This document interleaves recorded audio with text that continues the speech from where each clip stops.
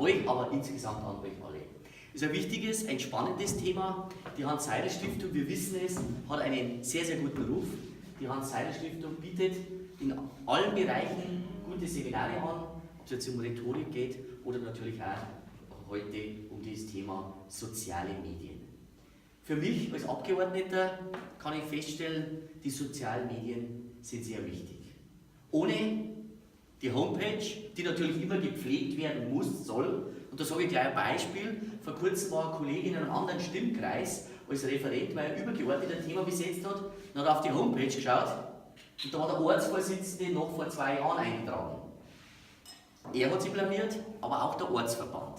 Und darum sage ich ganz von vornherein, wichtig ist, dass wenn man eine Homepage hat, dass man die Homepage dann auch pflegt und aktualisiert, dann bringt es den Nutzer was und auch selber für den Ortsverband bzw. für den Einzelnen eben auch die Notwendigkeit und auch die Aufmerksamkeit. Soziale Medien, wichtig, sehr wichtig, extrem wichtig. Man muss sie nur richtig, vernünftig einsetzen. Das Facebook insgesamt ist im Alltag, im Arbeitsalltag eines Politikers, wie auch aber auch privat, nicht mehr wegzudenken, aber es gibt Vor- und Nachteile. Ich möchte Ihnen 3 Aspekte nennen, warum ich Facebook nutze und warum das Facebook so wichtig ist. Der erste Aspekt ist, man erreicht viele Nutzer kostenlos und kann sie mit seinen Informationen über seine Arbeit, über seine Themenschwerpunkte gut informieren. Und Sie wissen es alle, die klassischen Medien berichten oft sehr einseitig. Vor kurzem war eine aktuelle Erhebung, da hat es geheißen, 43% derjenigen gehen nicht mehr zu den klassischen Medien, bedienen sich den sozialen, insgesamt den Social Medias, den sozialen Medien, weil eben die Berichterstattung einseitig ist. Und gerade auch in den vergangenen Jahren, Monaten, in der Asyl- und Flüchtlingspolitik hat man schon oft die Thematik Land auf, Land ab in unseren öffentlichen Sendern hinterfragen müssen, ob das alles so in Ordnung ist. Man bedient sich zu Recht andere Medien und das ist das Facebook, das ist das Internet und das sind klassische, mehr weg von den klassischen Medien hin zu diesen. Wie viele von Ihnen lesen täglich denn die Heimatzeitung? Alle.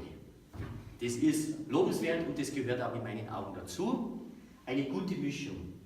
Wir wollen auch in Zukunft natürlich die klassischen Medien nutzen, die wichtig sind. Wir sind ja auch das bürgerliche, ich sage so, konservative Klientel, die konservativen Bürger, aber es gibt andere, die sich nur in den sozialen Medien bedienen. Der gute Mix, liebe Kursteilnehmer, macht's aus. Der gute Mix. Gesagt, erstens wichtig für einen selber, um Informationen weiterzugeben, um Themen zu setzen. Das andere ist aber auch, dass der Nutzer auf einen Abgeordneten, auf einen Politiker zugehen kann. Er kann ihn anschreiben, er kann seine Stimmung kundtun und er kann sich auch artikulieren, wenn ihm was nicht passt. Und das ist das gegenseitige Wechselspiel. Und drittens, was auch wichtig ist, und als Politiker, man hat oft eine private Seite, man hat aber auch eine öffentliche Seite. Und bei den öffentlichen Seiten ist es so, man erreicht andere Nutzer, oft auch andere Nutzer, die nicht dem Politiker, den Inhalten, der Arbeit des Politikers nicht so positiv gegenüberstehen. Und mit dem muss man sich dann auch auseinandersetzen. Und dem stelle ich mich, den stellen wir uns, weil es eben auch wichtig ist, von außen Inputs, Informationen bekommen, wo hakt's, was ist falsch, wie ist die Meinung von anderen Nutzern. Und Sie wissen es alle, andere Nutzer sind auch oft junge Menschen, die auch die ganze Welt, ich sage mal die ganzen Themen sehr, sehr kritisch sind, die auch mal im Facebook schärfere Töne anschlagen, aber für mich gilt, mit dem muss man sich auseinandersetzen und wenn einer im Facebook bei mir einen Eintrag macht und kritisiert was, der bekommt ein Feedback von mir und wenn er auch was Positives zum Besten gibt, dann kann man sich auch austauschen und diskutiert. Problematisch ist, wenn man eine öffentliche Seite hat, das heißt ja soziale Medien, aber es sind nicht immer soziale Medien. Sie wissen es alle, es gibt diese Hasskommentare, diese Fake News Und es gibt, ich habe es selber auch in verschiedenen Wahlkämpfen und auch Kollegen miterlebt, es gibt eben die große Anonymität im Facebook, in den sozialen Medien. Und das macht es uns Politiker dann auch nicht immer leicht, weil in der Anonymität sagt man was man vielleicht als, grüß euch, in der Anonymität sagt man was man vielleicht als Privatperson oder als Person, dass man sich mit Namen outet, nicht so leicht sagt. Und da hat man natürlich schon oft auch die Probleme, das einzuordnen, und da wird oft auch Stimmung gemacht. Also für mich gilt einfach ein guter Mix zwischen sozialen Medien und den klassischen Medien. Man braucht die sozialen Medien, ohne die sozialen Medien ist eine politische Arbeit nicht möglich.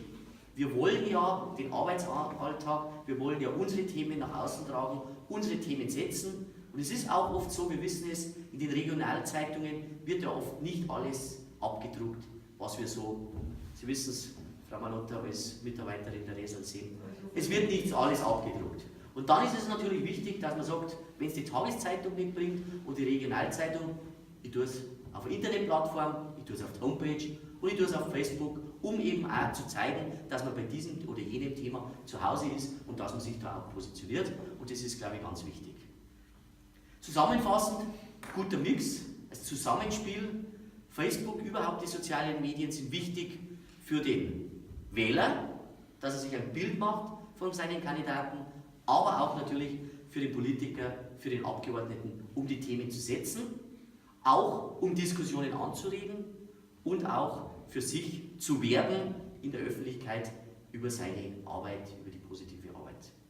Wir sind in Deutschland am Anfang erst, ihr wisst das alle, Sie wissen es, in Amerika sind wir da schon weiter fortgeschritten.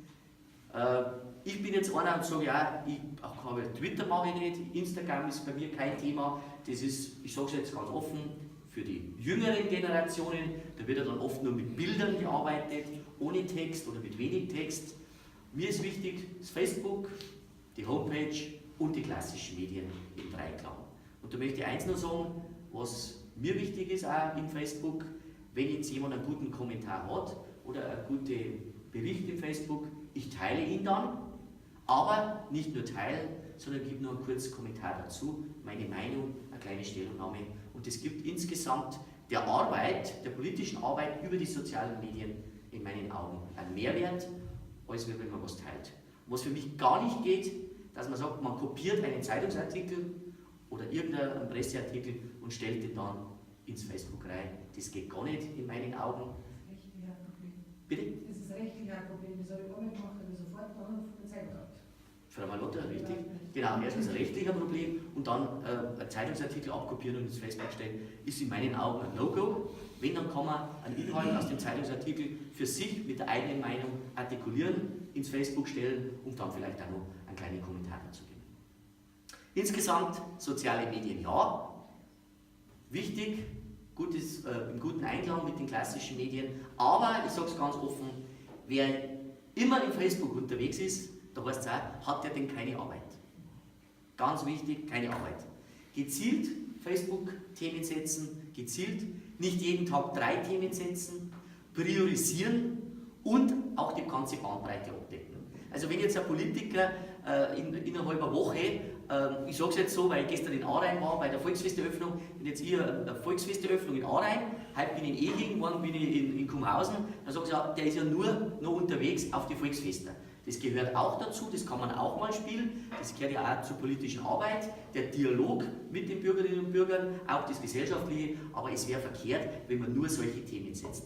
Eine gute Abwechslung, politische Themen, private Themen, Statements, dann auch, wie es der Andi Scheuer, unser Generalsekretär, hervorragend macht, knallige Aussagen, Statements, die auch richtig, ja, wo richtig Geschmack dahinter ist, die kann man setzen, kann man auch begleiten, wir als Abgeordnete, dass wir uns hinter das stellen, dass wir das untermauern, dass wir das nachhaltig begrüßen, aber wie gesagt, nicht in einer Woche 5 gesellschaftliche Termine, die mit der Politik nichts zu tun haben, das passt einmal mit rein, aber sollte nicht zu oft erfolgen.